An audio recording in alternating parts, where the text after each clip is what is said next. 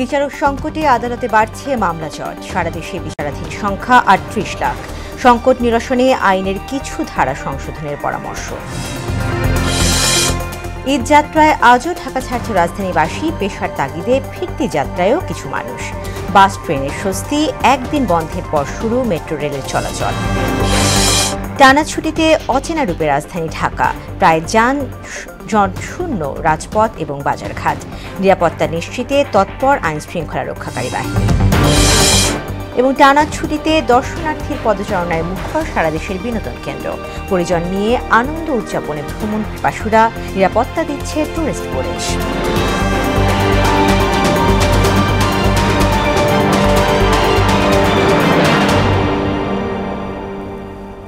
আসসালামু আলাইকুম, ঈদ মোবারক। সবাইকে মোহনা সংবাদে স্বাগত। শুনছিলেন শিরোনাম, সঙ্গে আছি তাসমিয়া জেরিন। এবারে বিস্তারিত। বিচারক সংকটে সারা দেশের আদালতে মামলা জট বাড়ছে বলে জানিয়েছেন আইনজীবীরা। সুপ্রিম কোর্টের তথ্য মতে বর্তমানে অধস্তন এবং উচ্চ আদালতে মামলার সংখ্যা ৩৮ লাখ ছাড়িয়ে গেছে। অতিরিক্ত অ্যাটর্নি জেনারেল আব্দুল জব্বার ভূঁইয়া বললেন, হাইকোর্টে গুরুত্বহীন অনেক মামলা চলে আসায় বাড়ছে জট। সংকট নিরসনে আইনের কিছু ধারা সংশোধন সহ বিচারক, আইনজীবী ও বাদী বিবাদীকে আন্তরিক হতে হবে। মামলা জট নিয়ে কাজী পাপ্পুর ২ পর্বের ধারাবাহিক প্রতিবেদনের আজ দেখবেন প্রথম কিস্তি। মামলা জট বিচার বিভাগের সবচেয়ে আলোচিত বিষয়। প্রতি বছর যে পরিমাণ মামলা নিষ্পত্তি হয়, দায়ের হয় তার চেয়ে বেশি। পরিসংখ্যান বলছে বর্তমানে বিচারাধীন মামলার সংখ্যা ৩৮ লাখ ছাড়িয়েছে। সুপ্রিম কোর্টের তথ্য অনুযায়ী ২০১৫ সালে আপিল বিভাগে বিচারাধীন মামলা ছিল ১২,৭৯২টি। গত বছরের জুনে তা বেড়ে হয় ২৭,৪৭৭টি। এর মধ্যে দেওয়ানি মামলা ১৬,৯৯৫, ফৌজদারি ১০,২৮৬ ও অন্যান্য ১৯৬টি। অন্যদিকে হাইকোর্টে ২০২৪ সালের জুন পর্যন্ত বিচারাধীন মামলা ছিল ৫,৬৫,৬১৯টি। এর মধ্যে দেওয়ানি ৯৬,৬৫৫ ও ফৌজদারি ৩,৩৯,২৮৩টি। রিট ছিল ১,০৯,৬৪৪ ও আদিম মামলা ২০,০৩৭টি। আর ২০১৫ সালে হাইকোর্টে বিচারাধীন মামলা ছিল ৩,৯৯,৩০৩টি। অর্থাৎ ৯.৫ বছরে হাইকোর্টে মামলা বেড়েছে ১,৬৬,৩১৬টি। ২০১৫ সালে অধ্যস্থন আদালতে জেলা ও দায়রা জজ সহ সব ট্রাইব্যুনালে বিচারাধীন মামলা ছিল ২৬,৯৭,৮৭২টি। গত বছরের জুনে এই সংখ্যা গিয়ে ঠেকে ৩৭,৮৭,৮৬৬টিতে। এর মধ্যে দেওয়ানি ১৫,৯৫,২০০ এবং ফৌজদারি মামলা ২১,৯২,০৬৩। অর্থাৎ ৯.৫ বছরে অধ্যস্থন আদালতে মামলা বেড়েছে ১০,৮৯,৮৭২টি। মামলা জট নিরসনে প্রথমত আইনের কিছু ধারা সংশোধন করতে হবে। পাশাপাশি বিচারক, দুপক্ষের আইনজীবী ও বাদী বিবাদীকে আন্তরিক হতে হবে। লয়ারদের একটা প্রবণতা থাকে যে টাইম পিটিশন দেওয়া, তারা থাকে না। সময় দরখাস্ত করে, সময় মঞ্জুর করে, এই মামলা থেকেই যায়। যদি তারা সময় নিয়ে করতো টাইম, তাহলে মামলা জট করে যেত। এক সরকার তখনই অটোক্রেটিক হয়ে যায়, ফেসিস্ট হয়ে যায়, যখন বিচার বিভাগের স্বাধীনতা না থাকে, বিচার বিভাগের আইনি শাসন না থাকে। আইনি শাসন যদি থাকে তখন এটি করতে হবে না। বিচারক সংকটের পাশাপাশি সরকারি হস্তক্ষেপও মামলা জটের অন্যতম কারণ বলে জানিয়েছেন আইনজীবীরা। বিচার বিভাগ যদি স্বাধীন হতো তাহলে গভর্নমেন্টের হস্তক্ষেপের প্রশ্ন আসতো না। নিম্ন আদালতের বিচারকরা যদি সম্পূর্ণভাবে সচিবালয় আলাদা করে সুপ্রিম কোর্টের নিয়ন্ত্রণে দেওয়া হয়, তারা যদি তাদের কাজ সুনির্দিষ্টভাবে করতে পারে, এখানে যদি পর্যাপ্ত পরিমাণ ম্যান পাওয়ার থাকে, বাজেট অ্যালোকেট করা হয়, এখানে যদি সায়েন্টিফিক টুলস এবং টেকনিক্স ডেভেলপ করা হয়, এখানে ইনফরমেশন টেকনোলজি বেস সমস্ত upgradation judicial mechanism build up করা হয়, একই সাথে যদি এখানে জুডিশিয়ারির কনসেপ্ট বাস্তবায়ন করা হয়, তাহলে অবশ্যই দ্রুততম সময়ের মধ্যে নিষ্পত্তি করা সম্ভব। ইমানদার লোক নিয়োগ দেন, সাহসী লোক নিয়োগ দেন, কর্মঠ নিয়োগ দেন, ইম্পার্শিয়াল নিয়োগ দেন। সেই ক্ষেত্রে ওই নিয়োগ বন্দোবস্তের মধ্য দিয়ে এই মামলার জট কমবে, আদারওয়াইজ কমবে না। ২০০৭ সালের ১ নভেম্বর নির্বাহী বিভাগ থেকে বিচার বিভাগ পৃথককরণের সময় মামলা ছিল ১৫,৭০,০০০। ১৭ বছরে যা প্রায় ৩ গুণ বেড়েছে। জট নিরসনে ১.৫ দশকে কিছু কিছু আইন সংশোধনের সুপারিশ করা হলেও সরকারের উদাসীনতায় অধিকাংশই আলোর মুখ দেখেনি।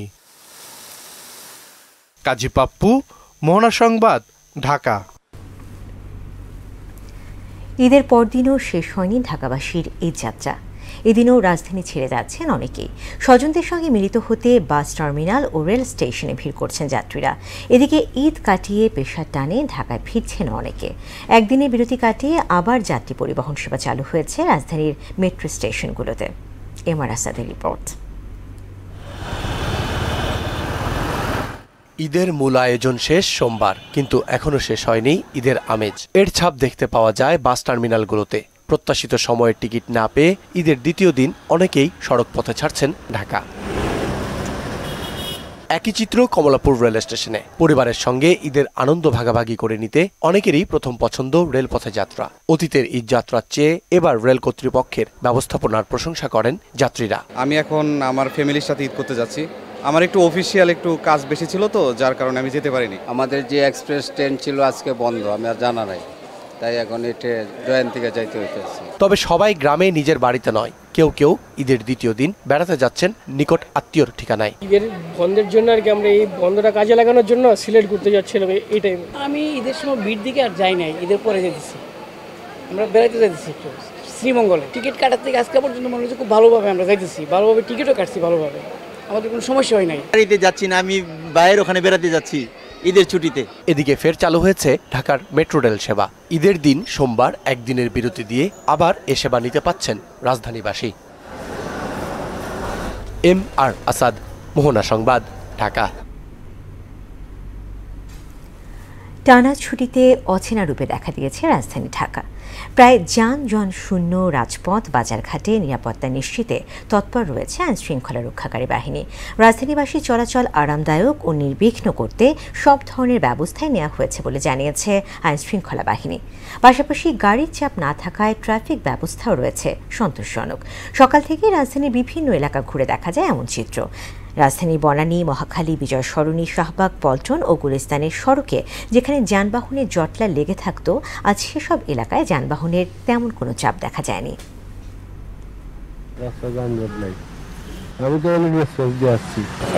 মোটামুটি ভালো আছে, গাড়ি কম আছে, আমাদের ট্রাফিক ঠিক মতো ডিউটি করতেছে, এই জন্য কোনো ঝামেলা নাই আর কি। সিগন্যাল না দিলে তো এলোমেলো শরীরে রাস্তা বন্ধ করে দেবো, যে কটা গাড়ি চলতেছে। আমাদের ট্রাফিক ডিউটি করতে কোনো ঝামেলা নেই, মোটামুটি হালকা আছে গাড়ি, এইভাবে চলছে আর কি। রাজধানীর সড়ক নিরাপত্তার আরও খবর জানাতে শাহবাগ থেকে সরাসরি যোগ দিচ্ছেন সহকর্মী তানজিদ ভূঁইয়া। তানজিদ, ব্যস্ত বিজয় সরণিতে কেমন দেখছেন যান চলাচল এবং সড়ক নিরাপত্তা নিয়ে আমাদেরকে বলবেন।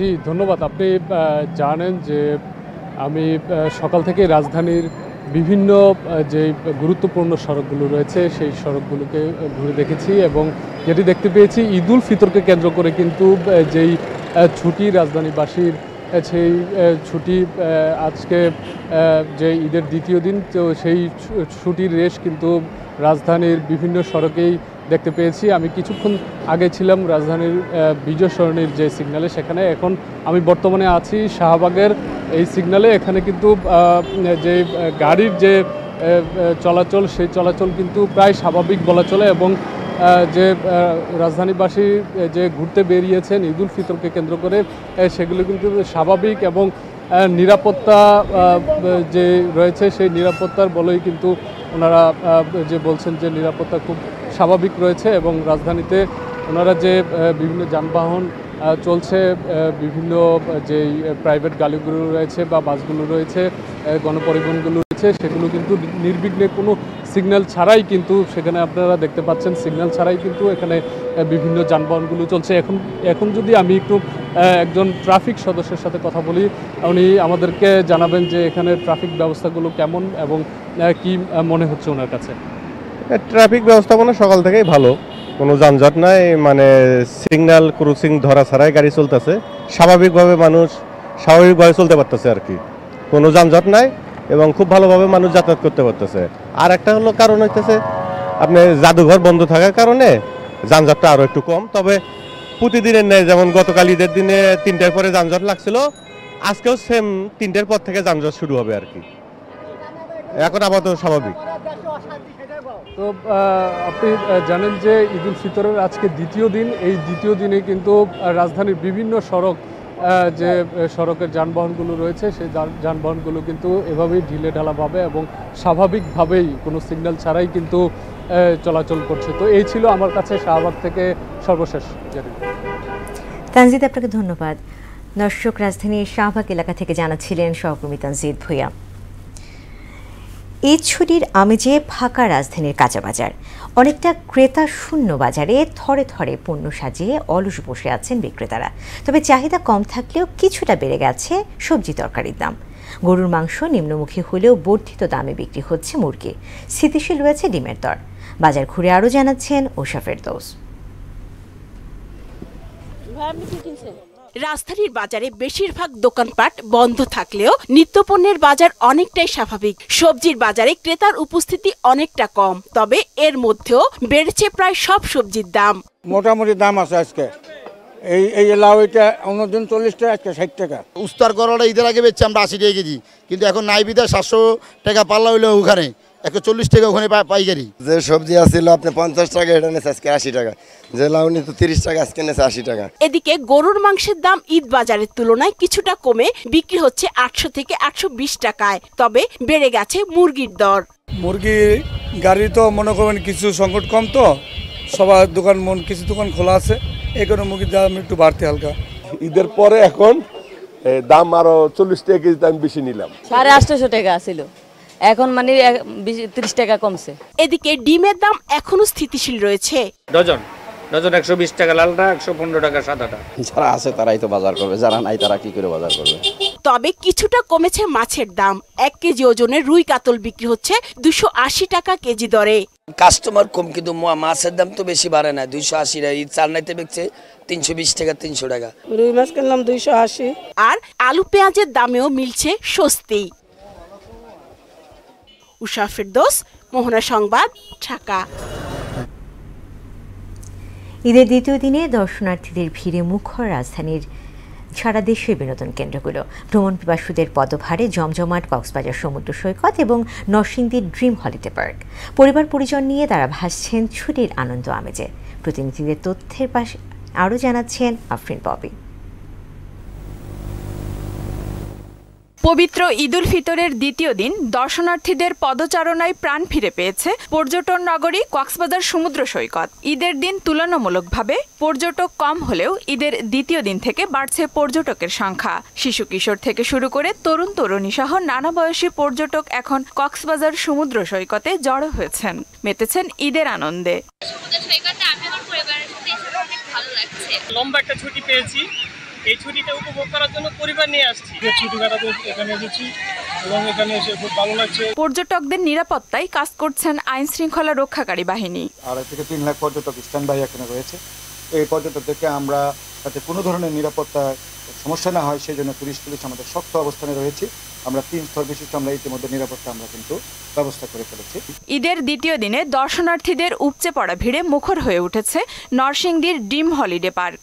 ঢাকার খুব কাছে এবং মহাসড়কের পাশে হওয়ায় দেশের নানা প্রান্ত থেকে এখানে সহজে আসা যাওয়া করা যায়। যতবারই আসি একই রকম আমার কাছে লাগে, অনেক আনন্দ উপভোগ করি। বিশেষ করে ওয়াটার কিংডমটা এবং স্পিড বোটটা খুব ভালো লাগে। বাচ্চাদের জন্য অনেক ধরনের খেলনা আছে যেগুলো বাচ্চারা খেলে খুব মজা পাইতেছে, যেমন বাম্পিং কার। যাইতেই তো মন চায় না, অনেক ভালো লাগছে। অনেক আমরা ঢাকা শহরের অনেক পার্কেই গিয়েছি, তার থেকে খুবই আনন্দের ড্রিম হলিডে পার্ক। আমাদের এই ড্রিম হলিডে পার্ক যাতে একটা আন্তর্জাতিক মানসম্পন্ন পার্ক হয় তারই লক্ষ্যে আমরা কাজ করে যাচ্ছি। ঈদের পরদিন অনুকূল আবহাওয়া থাকায় স্বস্তিদায়ক পরিবেশে ঈদ উদযাপন করছেন সকল বয়সী মানুষ। ঈদ উপলক্ষে বিপুল সংখ্যক দর্শনার্থীর উপস্থিতির কারণে চাপ সামলাতে হিমশিম খাচ্ছেন পার্ক কর্তৃপক্ষ। আফরিন পপি, মোহনা সংবাদ। দর্শক, এ নিয়ে আরও জানাতে নরসিংদীর ড্রিম হলিডে পার্ক থেকে সরাসরি যুক্ত হচ্ছেন সহকর্মী রেজাউল করিম। রেজাউল, বিনোদন কেন্দ্রগুলোতে দর্শনার্থীদের ভিড় কেমন দেখছেন আমাদেরকে জানাবেন।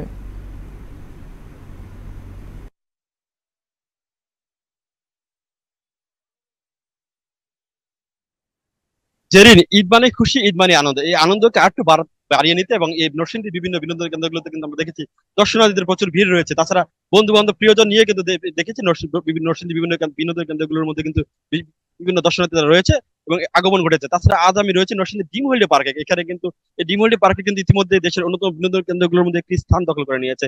এখানে কিন্তু বিভিন্ন শ্রেণী পেশার মানুষ, বিভিন্ন বয়সের মানুষ কিন্তু আমরা ঈদের দিন থেকে দেখেছি প্রচন্ড ভিড় রয়েছে। তাছাড়া কিন্তু আমি যদি জানিয়ে রাখি, এখানে একজন দর্শনার্থী আমাদের সাথে রয়েছে। তুমি কোথা থেকে এসেছো? আমি মিরপুর 10 থেকে এসেছি। এখানে কেন এসেছো? কি ভিন্নতা রয়েছে? এখানে সব পার্কের থেকে আমি অনেক পার্কে গিয়েছি, কিন্তু সব পার্কের থেকে আমার এই পার্কটা একটু বেশি ভালো লেগেছে। এখানে পরিবেশটা খুব সুন্দর, রাইড গুলো খুব ভালো।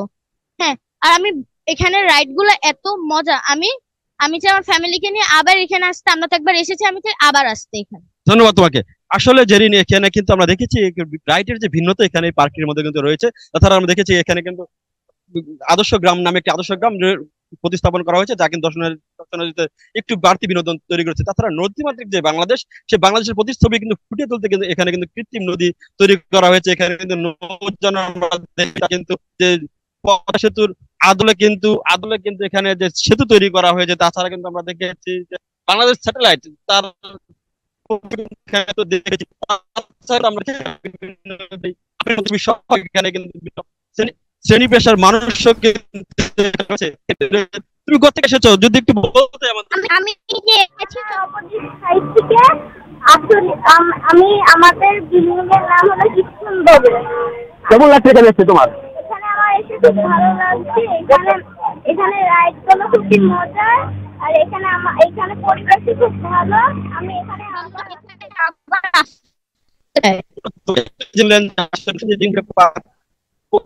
প্রতিবার ভিন্নতা রয়েছে। বিভিন্ন রেজাউল, আপনাকে ধন্যবাদ। সাতক্ষীরার আশাশুনিতে খোলপেটুয়া নদীর বেড়িবাঁধ ভেঙে অন্তত 10টি গ্রাম প্লাবিত হয়েছে। ভেসে গেছে হাজার হাজার বিঘার মৎস্যঘের। এতে নদীপাড়ের বাসিন্দাদের ঈদের আনন্দ ম্লান হয়ে গেছে। প্রায় 150 ফুট বেড়িবাঁধ হঠাৎ করে খোলপেটুয়া নদী গর্ভে বিলীন হয়ে যায়। গ্রামবাসী স্বেচ্ছাশ্রমের ভিত্তিতে ভাঙন পয়েন্টে একটি বিকল্প রিং বাঁধ নির্মাণের চেষ্টা করে। দীর্ঘ 3.5 ঘন্টা চেষ্টা করেও শেষ রক্ষা হয়নি। প্রবল জোয়ারের তোড়ে বাঁধের অবশিষ্টাংশ ভেঙে গিয়ে লোকালয়ে পানি ঢুকতে শুরু করে। সাতক্ষীরা পানি উন্নয়ন বোর্ডের নির্বাহী প্রকৌশলী বিষয়টি নিশ্চিত করে বলেন, ভাঙনের খবর পেয়ে ডিপার্টমেন্টের কর্মকর্তাদের সেখানে পাঠানো হয়েছে। দ্রুত পদক্ষেপ নেওয়া হচ্ছে।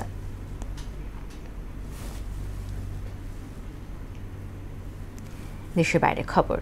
মিয়ানমারে বিধ্বংসী ভূমিকম্পে বেড়েই চলেছে প্রাণহানি।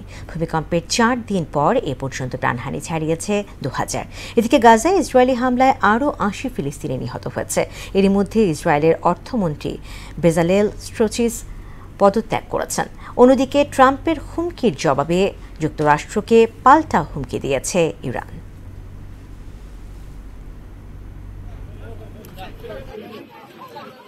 গত শুক্রবার শক্তিশালী ভূমিকম্পে নিমিষেই লণ্ডভণ্ড হয়ে যায় মিয়ানমার। ঘরবাড়ি ভেঙে পরিণত হয় ধ্বংসস্তূপে। এ ধ্বংসস্তূপ থেকে মিলছে একের পর এক লাশ। ভূমিকম্পের 4 দিন পর প্রাণহানি 1 লাফে 2000 ছাড়িয়ে গেছে। আহত হয়েছে 3900 জন। এখনও নিখোঁজ রয়ে গেছে 270 জন। এমন অবস্থায় দেশটিতে 1 সপ্তাহের জাতীয় শোক ঘোষণা করেছে জান্তা সরকার। এর অংশ হিসেবে দেশটিতে 6 এপ্রিল পর্যন্ত জাতীয় পতাকা অর্ধনমিত রাখা হবে। এদিকে মানবতা ভুলে গাজায় একের পর এক প্রাণঘাতী হামলা চালিয়ে যাচ্ছে নেতানিয়াহু সেনারা। ইসরায়েলি বর্বরতায় গত 24 ঘন্টায় প্রাণ গেছে আরও 80 ফিলিস্তিনির। আহত হয়েছে অনেকে। যুদ্ধবিরতি চুক্তি ভঙ্গ করে নতুন হামলায় এখন পর্যন্ত 1000-এরও বেশি মানুষ নিহত হয়েছে। গাজার স্বাস্থ্য মন্ত্রণালয় জানিয়েছে 1.5 বছরে প্রাণহানি ছাড়িয়েছে 50,000। আহত হয়েছে 1 লাখেরও বেশি মানুষ। অন্যদিকে যুক্তরাষ্ট্র ও ইরানের মধ্যে উত্তেজনা দিন দিন বেড়েই চলেছে। ট্রাম্পের হুমকির জবাবে পাল্টা হুমকি দিয়েছে ইরান। দেশটির সর্বোচ্চ নেতা আয়াতুল্লাহ আলী খামেনি বলেছেন, যে কোনো বহিরাগত আগ্রাসনের কঠোর প্রতিশোধ নেওয়া হবে। কাজী শাহরিন, মোহনা সংবাদ। শেষ করব মোহনা সংবাদ, যাবার আগে শিরোনামগুলো আরও একবার।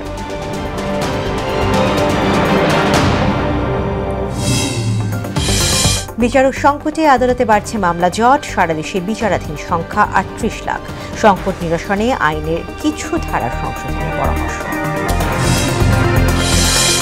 ঈদ যাত্রায় আজও ঢাকা ছাড়ছে রাজধানীবাসী, পেশার তাগিদে ফিরতি যাত্রায়ও কিছু মানুষ। বাস ট্রেনের স্বস্তি, একদিন বন্ধের পর শুরু মেট্রো রেলের চলাচল। টানা ছুটিতে অচেনা রূপে রাজধানী ঢাকা, প্রায় যানজট শূন্য রাজপথ বাজারঘাট, নিরাপত্তা নিশ্চিতে তৎপর আইন শৃঙ্খলা রক্ষাকারী বাহিনী। এবং টানা ছুটিতে দর্শনার্থীর পদচারণায় মুখর সারা দেশের বিনোদন কেন্দ্র, পরিজন নিয়ে আনন্দ উদযাপনে ভ্রমণ পিপাসুরা, নিরাপত্তা দিচ্ছে ট্যুরিস্ট পুলিশ।